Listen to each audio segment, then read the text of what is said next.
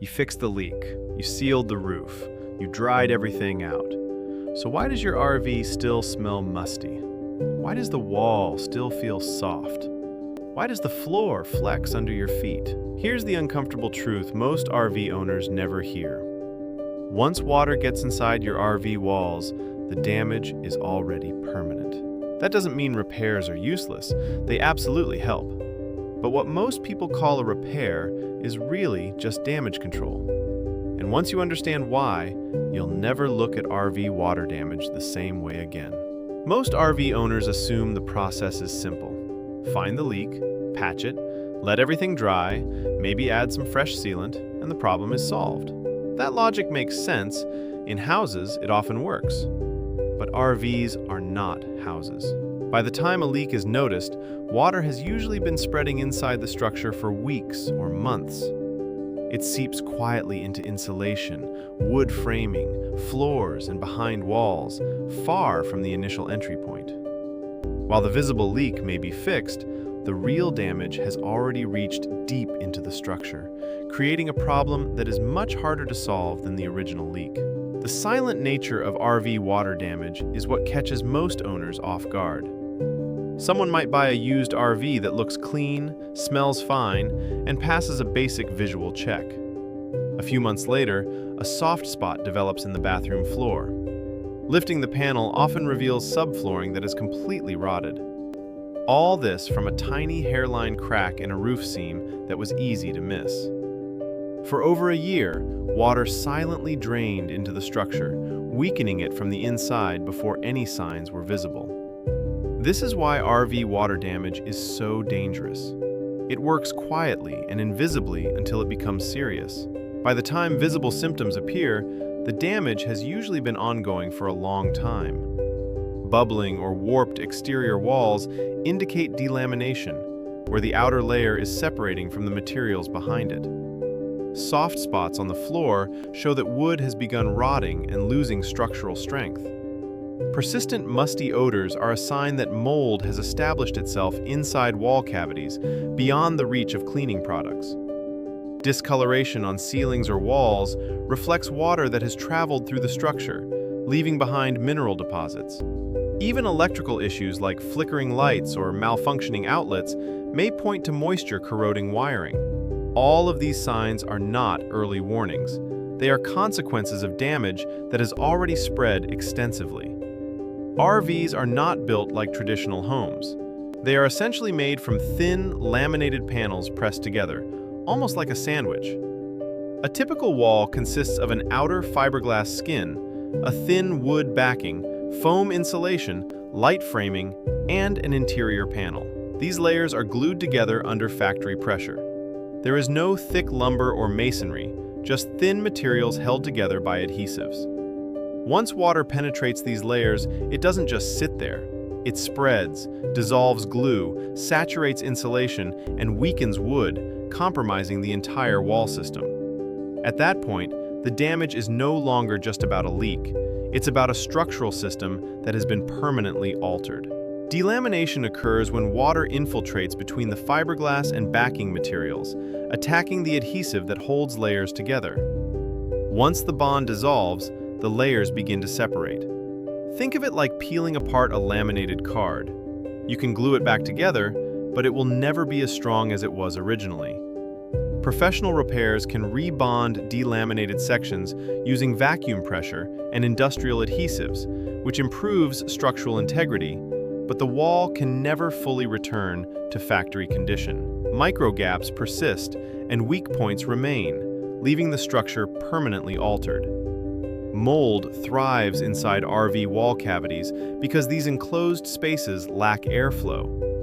Moisture trapped in the walls creates ideal conditions for mold spores to embed themselves deep into porous materials like wood and foam insulation. Even after drying and treating visible mold, spores can remain dormant, ready to reactivate when humidity rises again.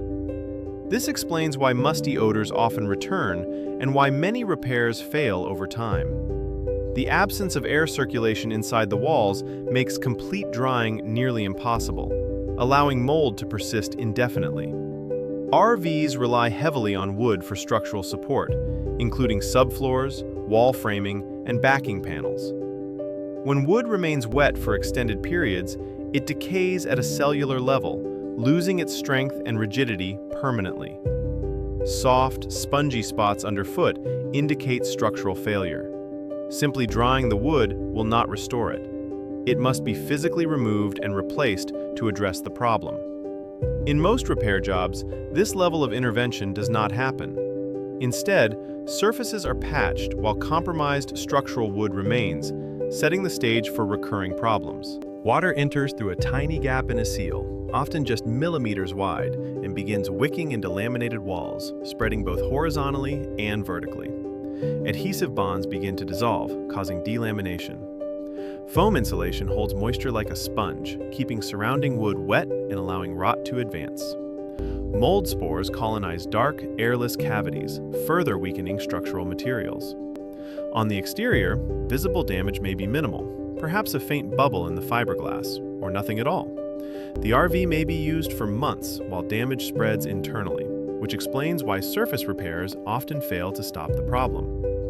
A full, proper repair, replacing rotted wood, rebonding delaminated sections, and eradicating mold can cost thousands, often exceeding $10,000. In some cases, this approaches or exceeds the market value of the RV. Most owners and repair shops perform partial repairs instead. The leak is sealed, visible damage is addressed, and surface materials are replaced. The RV may appear functional and safe, but moisture may remain trapped. Adhesive bonds remain weakened, mold persists, and compromised wood often goes unreplaced. 6 months later, the problem resurfaces. Soft spots return, odors reappear, and new bubbles emerge. This cycle is predictable, not accidental. Most people assume that fixing the leak resolves the problem. In reality, the leak is just the entry point.